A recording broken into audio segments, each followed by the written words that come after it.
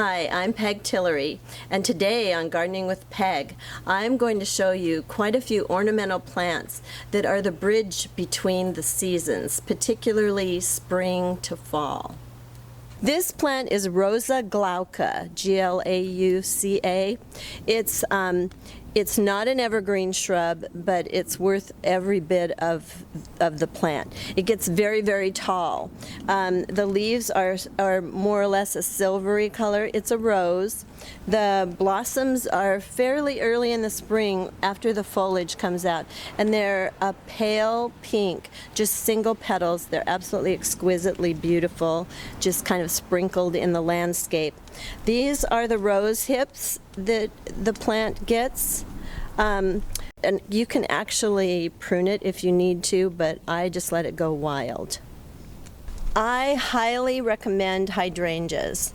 They are the anchoring kind of blousy, beautiful queens of the garden, starting sometimes as early as April or May in some people's gardens, but they go forever. There are myriad varieties that you can choose from. This one is a lace cap. They're just beautiful. The foliage on this turns kind of yellow, but it has hints of orange.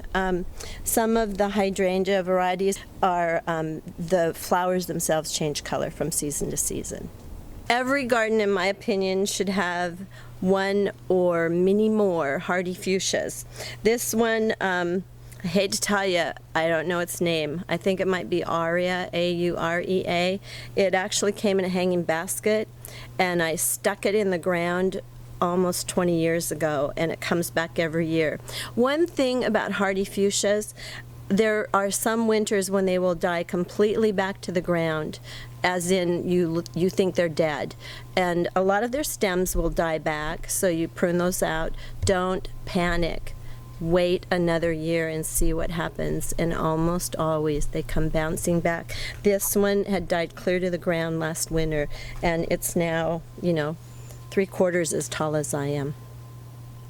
All gardens should have Japanese maples and some conifers. They come in all different sizes. There are teeny tiny conifers now.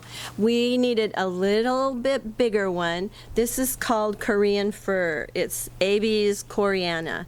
And I hope you can see the silver blue underside, and it gets magnificent cones. The cones are purple. And then behind us is a Japanese maple. There are a million choices, all different sizes and shape, and I highly recommend them.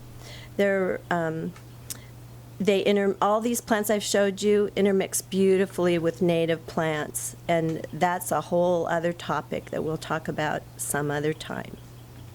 So my final tip for today is visit all your favorite local nurseries and garden centers during every season of the year, and you will find all kinds of wonderful plants.